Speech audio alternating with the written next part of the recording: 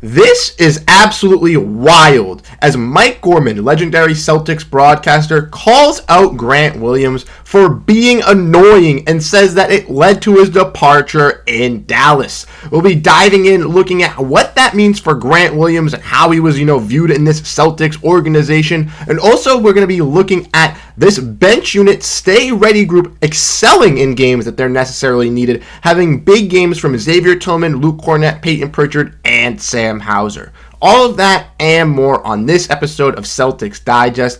I'm Bruce Veliz. Before we dive in on all of this Celtics news, 72% of our viewers are not subscribed. I would greatly appreciate if you guys hit that big old red subscribe button down below. So if you enjoy Boston Celtics content like these videos, this is the place for you, and hit that subscribe button. But without further ado, let's get ready. Let's dive into all of this Celtics news. Make sure to grab a snack as it is going to be a jam-packed episode. And the first topic we're going to be diving in at hand today is the bench are key playoff guys. And I've been seeing on Twitter, I've been hearing from our post-game live streams after we've been hyping up Sam Hauser, Luke Kornet, Xavier Tillman, everyone saying these guys are just having good games. It's just one good game. But these guys have shown out, and Joe Mazzulla is ecstatic about it. If we want to look at this tweet here from Noah Dalzell, great coverage on the Boston Celtics. She says that Joe Mazzulla had to say after the game, saying that's what we're trying to build, where we have an environment, a locker room, a culture of. It doesn't matter who's in, guys are ready to play at all times, and that's what we're trying to fight for,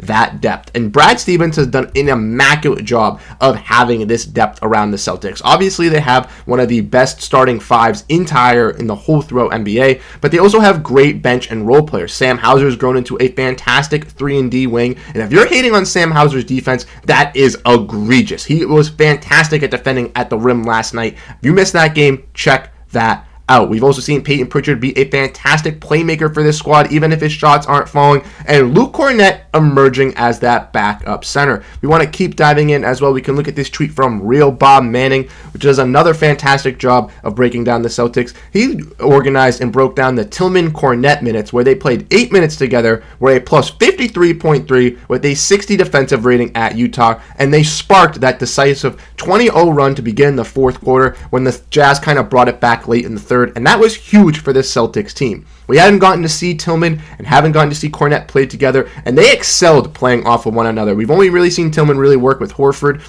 but it was great to see them, work in this bench backcourt. And I truly think that those two guys could be possibly the bench 4 and bench 5 for this future when we dive in and look at this team. We want to look at the kind of past box scores. This is from the Utah game yesterday. We saw Xavier Tillman dominate. We saw Oshae Brissett even bring some high energy minutes. Payton Pritchard didn't have the greatest game, but we even saw Luke Kornet get that starting job and look excellent. 12 total points. He's really, really good at getting lobs. 9 total rebounds, 4 offensive rebounds of those, hitting a good percentage from the free throw as well. And also, if we want to look at the game prior, we could see versus the Portland Trailblazers the night before, Payton Pritchard almost put up a triple-double at his start of the season. 11 points, 8 assists, 8 rebounds, 2 shy of each. And Sam Hauser had a career high of 22 points. These guys are clear-cut guys that can play in our playoff rotation, and I truly think it brings some great versatility to this squad. I know that when we get deeper in the playoffs, we're only going to be running 7, 8 guys. But I truly think by having, a guy like Tillman, a guy like Kornet, we can use those for different substances in different rotations. Tillman on, slower bigs,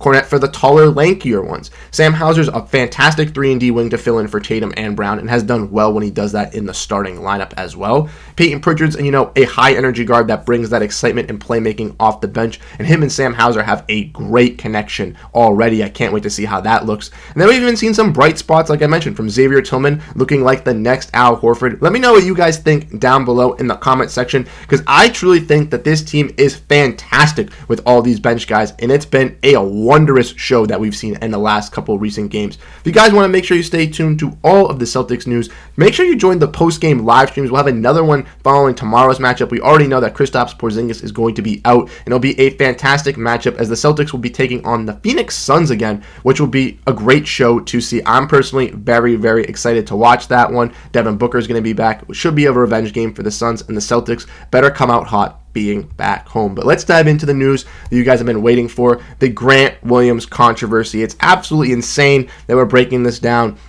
But Grant Williams has been a hot commodity and a hot topic ever since he's left Boston, and there's been some news and rumblings coming out from a legendary broadcaster in Mike Gorman. We want to look at this tweet from his Celtics Unite here. Mike Gorman said about Grant Williams, calling him annoying to everybody. He's not good enough to have teams keep him from despite that, and he was a bad locker room guy. That's shocking to say the least, and I truly agree. I thought he had great chemistry alongside the Jays, but if you want to dive deep into it a little bit more, I didn't post the full radio clip. You can find it on Twitter, but Mike Gorman was on the 98.5 Sports Hub radio show talking about Grant Williams, and he obviously wasn't on the plane. He wasn't traveling with the team. He wasn't necessarily right there, but he heard through the rumblings that Grant, wasn't really annoying, but, would give some side jabs here and there, and it was okay at first. People were, mild with it, but then it got annoying at once in a while. After that, obviously, once he's traded to the Dallas Mavericks and does that sign and trade, he's not going to be able to have that same personality and same energy with Luka Doncic and all of that, is what he said. Therefore, the Mavericks obviously challenged Grant Williams, and that's why there were some issues between him and the Dallas Mavericks organization, because he just didn't really fit and gel in. And obviously, since Grant Williams is, not a guy that's a high-profile guy. He's a 3-and-D bench wing who can, kind of can grow into that, but he's not this exceptional, draft prospect that's going to turn into a blossoming star or anything like that. Therefore, if he's an 8th, 9th, 10th man on a rotation, some teams could look to move off of him if there's, if he's a bad locker room guy, if he doesn't have all the great intangibles. And that makes sense, possibly could be the reason why the Celtics let go of him as well. I know that the Celtics obviously weren't going to be able to keep him because he wanted more money in free agency, and he was able to secure that bag. Now he's off in the Charlotte area, and he's been pretty solid for the Charlotte Hornets, and being back home, he can kind of, gel into that locker room, gel into that culture. But I thought it was very, very shocking to hear that from Mike Gorman, because Mike Gorman, in my opinion, I know that he's an older guy. He's going to shoot it straight to you. He's going to give you the facts. He's going to give you the news. So if he felt this way, it has to be correct. I'm not going to say that Mike Gorman's just, bringing up rumors to stir up the pot. Mike Gorman's not that type of dude. He's, like I mentioned, a straight shooter. So if he believes this, if that's what he heard, it has to be true. Maybe there was some dysfunctional stuff between the Boston Celtics and Grant Williams as well behind the scenes that the Celtics fans don't really know about. But honestly, I'm happy that Grant Williams has, moved on from the Celtics, has moved on to the Dallas Mavericks, has found a home, and it's kind of worked out for both parties. Honestly, being at home in Charlotte, he's been able to succeed in that, a little bit of a dysfunctional organization with some injuries and stuff like that. And the Boston Celtics have been doing wonderful with not having Grant Williams, obviously. He was a big contributor for this Celtics team, but as we look at some of the younger pieces that we've had and some of the other CBA guys like we mentioned, Kornet has really stepped up, Xavier Tillman has really stepped up, Al Horford obviously going to the bench has been an impactful piece for the Celtics and has stepped up tremendously when he's needed in that starting 5 unit when Kristaps Porzingis is out. And those are the benefactors that you want to see out of this front court. Truly, I'm amazed by how this Celtics team has been playing. Like I mentioned, this bench squad has really turned up the last couple games, and if they can win those games, I know it's versus the Utah Jazz, I know it's versus the Portland Trail Blazers, these teams aren't great. But if our bench guys can hold their own and win those games when we have injuries with no Jaylen Brown, no Kristaps Porzingis, no Al Horford, that shows you that these guys are well prepared and well-oiled machines, and they'll be ready to go with that versatility. I truly think Joe Mazzulla is going to use these stay-ready guys in a bunch of different series, in a bunch of different matchups, utilizing them if we're down 2-0, up 2-1, kind of just throwing and mix-matching around, trying to figure out what works best for the Boston Celtics, and having that versatility, I think, is something that's going to be new for teams building with the new CBA, and I think it's truly going to define on building an NBA champion. But like I said, let me know what you guys think in the comment section down below about all this news as we broke down the Celtics bench really starting to spark and this whole Grant Williams controversy after he was spoken out and traded from Dallas. Like I mentioned, if you guys enjoy this type of content, make sure to check us on those post-game live streams. Like I mentioned, we'll have another one following the game versus the Phoenix Suns tomorrow. We chat, give our post-game reactions. I give my thoughts, you give your thoughts. We pull them up on the screen. If you missed one out, they are posted live. You can check those out as well before you get comfortable if you want to see how that's like. But like I mentioned, thank you guys so much for tuning into this episode here on Celtics Digest. I'm Bruce Veliz, and I'll catch you guys in the next one. Peace out.